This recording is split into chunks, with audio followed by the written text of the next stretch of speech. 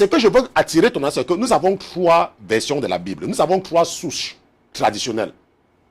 Le texte massorétique, la Septante, et nous savons que le texte massorétique, c'est quoi? La Bible en hébreu traditionnelle, la Septante, qui est traduit du texte massorétique, et nous avons, quoi maintenant? La Vulgate, qui est traduit de quoi? De la Septante. Maintenant, lorsque Jésus vient, lorsque Jésus vient, Jésus est né à quelle période? Jésus est né quand les Romains dominaient le monde. C'était l'Empire romain.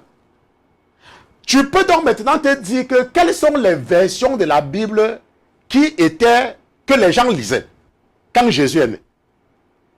Quand les apôtres étaient là. Tu peux voir avec moi, et nous sommes d'accord, que les premiers chrétiens n'avaient accès à quoi? Ils n'avaient accès qu'à la Septante et à la Vulgate. Ils n'avaient accès qu'à ces deux-là parce qu'un était en grec et l'autre était en latin. Parce que très peu de nouveaux chrétiens pouvaient comprendre l'hébreu. N'est-ce pas? Bon, mais nous pouvons affirmer, et sans aucun risque de nous tromper, que les apôtres, les disciples de Jésus, eux, ils pouvaient lire les textes hébreux, le texte massorétique. Nous pouvons l'affirmer parce qu'eux, ils étaient des juifs. Mais lorsque l'évangile était en train de partir, ok, c'était la version de la Septante et de la Vulgate en latin qui était en train de partir. Maintenant, et c'est pour cela qu'il faut comprendre que les traductions, toutes les traductions en français de la Bible s'appuient sur la Vulgate et sur la Septante. Contrairement aux traductions en anglais qui s'appuient sur le texte massorétique. C'est pour cela que, lorsque nous étions en train de lire Daniel chapitre 12, et nous allons repartir là-bas, quand nous lisions Daniel chapitre 12, verset 3, n'est-ce pas? Lorsque nous lisons dans la New King James, la Bible de New King James qui a été traduite à partir de textes hébreux traditionnels, qui est le texte massorétique, utilise le mot sage, qui est la traduction originale. Et en français, à cause des limitations, ok, à cause des limitations de traduction, les francophones, au contraire, ce qu'ils ont, c'est quoi? Les francophones ont plutôt cette traduction, ceux qui auront été intelligents. Tu peux maintenant comprendre que si tu es quelqu'un qui ne lit que la Bible en français, la probabilité pour que tu sois le vecteur de mauvaises doctrines est très grande. Parce que tu lis une Bible qui est mal traduite. Les francophones lisent les Bibles qui sont mal traduites. Tous les francophones. Parce que les Bibles francophones ont été traduites soit de la Septante, soit de la Vulgate en latin. Pourquoi? Parce que la France étant, n'est-ce pas, une langue dérivative du latin. Donc c'était beaucoup plus facile pour eux de comprendre cela. C'est pour cela que lorsque nous regardons la Bible en français, qui est traduite du texte original, c'est la Bible d'Olivetan, dont la Bible d'Osterval provient. Mais malheureusement, lorsque nous lisons Olivetan original, c'est un vieux français, comme la King James. Et très peu de pasteurs se sont intéressés parce que le diable, rappelez-vous que la plupart des chrétiens sont les anciens catholiques. Et même quand ils venaient dans le christianisme, ils décèdent plutôt des caisses de résonance. Ça veut dire quoi? Ça veut dire qu'ils partent sur Internet, ils ramassent des choses, ils lisent, ils viennent faire le copier-coller. Sans eux-mêmes aller en profondeur pour chercher. C'est pour cela que très peu, n'est-ce pas, de ceux qui nous ont précédés, parce que nous pouvons nous vanter d'être l'une des premiers ministères en francophone, d'avoir publié une Bible gratuitement, sans publicité là-dessus. Et c'est disponible, c'est gratuit. La Bible de Sterval. La raison pour laquelle je vous ai toujours dit que nous n'utilisons pas la Bible d'Olivetan, parce que le français c'est un vieux français. Mais lorsque je faisais mes recherches, si tu prends la Bible d'Olivetan et tu lis ce passage, tu vas voir que c'est écrit que ceux qui auront été sages. Maintenant, nous allons voir quelque chose de très important. Et c'est ça qui va t'amener à comprendre pourquoi, si tu es quelqu'un qui ne peut lire que le français, tu dois être très humble lorsque tu es en train de discuter des doctrines. Parce que la probabilité que tu sois en train de faire une erreur est très grande. Partons un peu dans le livre de la Genèse, ensemble, et nous allons voir, allons dans Genèse chapitre 3, verset 15. Juste pour t'aider à devenir un peu plus humble, si tu es un pasteur francophone ou un évangile francophone qui m'écoute, pourquoi tu dois être très humble lorsque tu es en train de discuter des doctrines. Genèse chapitre 3, nous lisons le verset 15. Regardons ce que les Bibles en français vont dire. N'est-ce pas?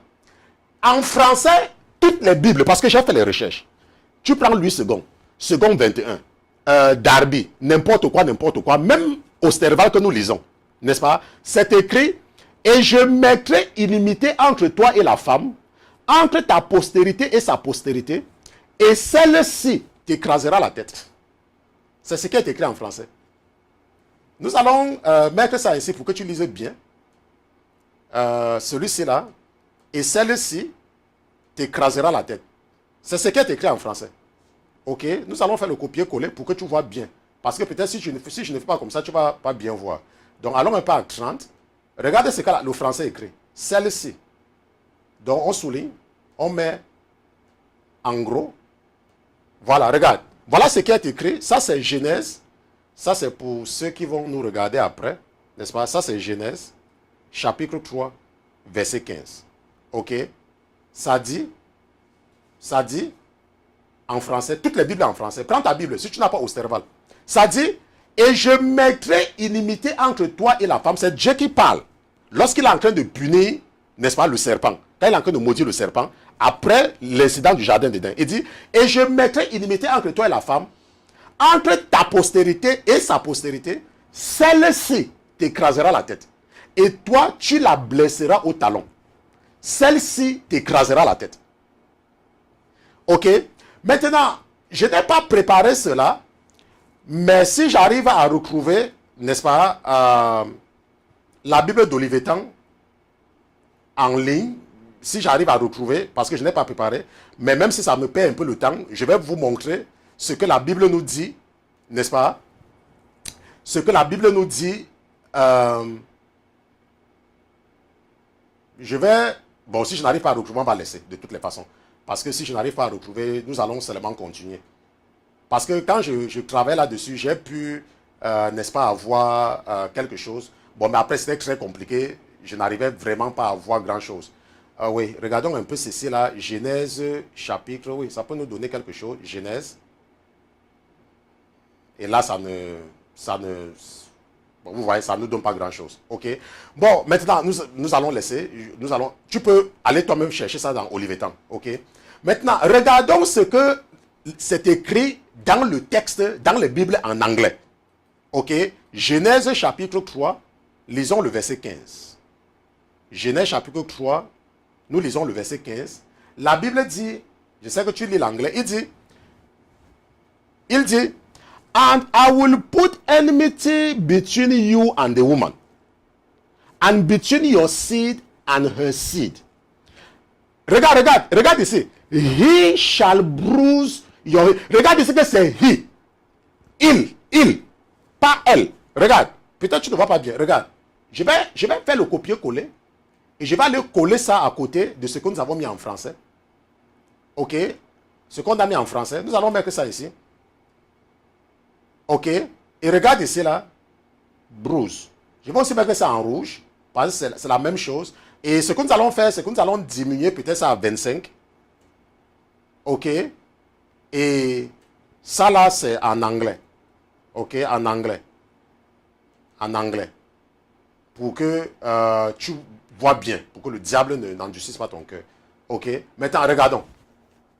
Ça, c'est, même si tu ne comprends pas l'anglais, tu vas comprendre. La Bible dit en français que quoi? Et je mettrai inimité entre toi et la femme, entre ta possédée et sa possédée. Celle-ci t'écrasera la tête. Celle-ci, c'est qui? La femme. Ça, c'est ce que les Bibles en français disent. Ok? Mais, qu'est-ce que nous lisons en anglais ici? Que, and between your seed and her seed. Ça veut dire que entre ta postérité, seed, c'est postérité.